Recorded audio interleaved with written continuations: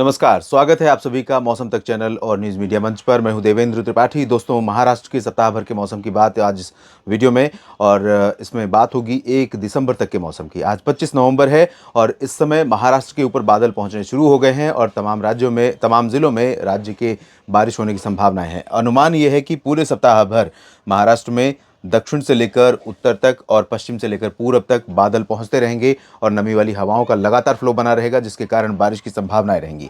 शुरुआत में अगले 3 दिन यानी 25, 26 और 27 नवंबर के दौरान उत्तरी क्षेत्रों में तमाम जगहों पर भारी बारिश हो सकती है, जिसमें सतारा और रायगढ़, पुणे, अहमदनगर यानी मध्य महाराष्ट्र का रीजन और इधर संभाजीनगर से लेकर जालना, बीड़, बुल्ढाना, जलगांव, धुले, नंदुरबार, नासिक के क्षेत्र शामिल होंगे। धीरे धीरे बारिश का प्रभाव आपको अमरावती, अकोला, वर्धा, वाशिम और हिंगोली, यवतमाल पर भी बढ़ता हुआ नजर आएगा। और जो 3 दिन है उस दौरान ज़्यादा फोकस ये विदर्भ का पश्चिमी हिस्सा, मराठवाड़ा के उत्तरी रीजन और उत्तरी मध्य महाराष्ट्र, उत्तरी कोंकण गोवा ये रहेंगे। इन भागों में कई जगहों पर मध्यम से भारी वर्षा होने की संभावनाएं दिखाई दे रही हैं। और इससे 27 नवंबर के बीच में अगर मैं बात करूं दक्षिणी और पूर्वी क्षेत्रों की, तो लातूर, उस्मानाबाद, बीड़, सोलापुर, हिंगोली और परभणी समेत नांदेड़, यवतमाल, चंद्रपुर, गढ़चिरौली और गोंदिया, भंडारा, नागपुर इन भागों में चांसेस बारिश के कम रहेंगे। बादल भले दिखाई देंगे, लेकिन उसके बाद 28, 29, 30 नवंबर और 1 दिसंबर के दौरान इस रीजन में भी भंडारा और गोंदिया से लेकर के नागपुर, वर्धा, यवतमाल, अमरावती, अकोला और वाशिम, साथ ही साथ बुल्ढाना, इन सभी भागों में भी बारिश देखने को मिलेगी। तो ओवरऑल कह सकते हैं कि लंबे समय के बाद महाराष्ट्र राज्य में बारिश के लिए मौसमी स्थितियां अनुकूल बनी है। मानसून जब लौट रहा था सितंबर के आखिर महीने में, या मानसून सीजन जब खत्म हो रहा था सितंबर के आखिर महीने में, उसके बाद जब वापसी हो रही थी अक्टूबर के पहले पखवाड़े में, उस दौरान भी मानसून की बारिश यहाँ पर बहुत कम हुई थी।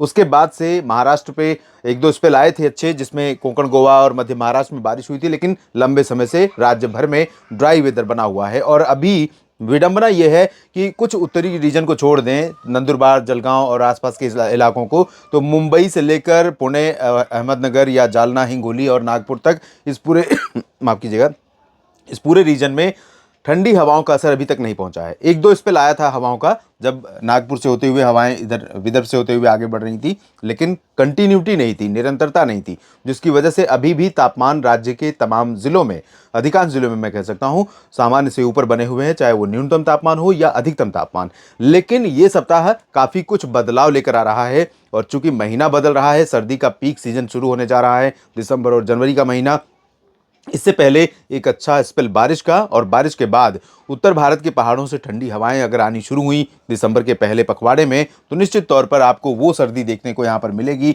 उत्तरी महाराष्ट्र के क्षेत्रों में, इंक्लूडिंग मुंबई, जिस तरह की सर्दी आमतौर पर राज्य भर में पड़ती है। तो अच्छी सर्दी के लिए और बारिश के बाद मौसम में बदलाव के लिए आप तैयार रहिए। जो बारिश होने वाली है उससे किसान भाई किस तरह से लाभ उठा सकते हैं खेती के काम में, उसको ध्यान में रखिए। पानी को संग्रहित करने के लिए जो प्रयास आप कर सकते हैं ज़रूर करिए, ताकि जब बारिश ना हो रही हो तो उस रीजन में उस पानी का इस्तेमाल कर सकें जहां पर सिंचाई के साधन उपलब्ध नहीं है या कम है। फिलहाल इस बुलेटिन में अभी इतना ही। जानकारियां लगातार देता रहूंगा आपको अलग अलग वीडियोस के माध्यम से। आप बस बने रहिएगा मौसम तक चैनल और न्यूज़ मीडिया मंच पर। चैनलों को अगर आपने सब्सक्राइब नहीं किया है दोस्तों, तो ज़रूर कर लीजिए, और वीडियो में दी गई जानकारियां ठीक लगती हैं तो लाइक और शेयर करना बिल्कुल ना भूलें। अपने क्षेत्र के मौसम के बारे में कमेंट बॉक्स में ज़रूर लिखिए। धन्यवाद।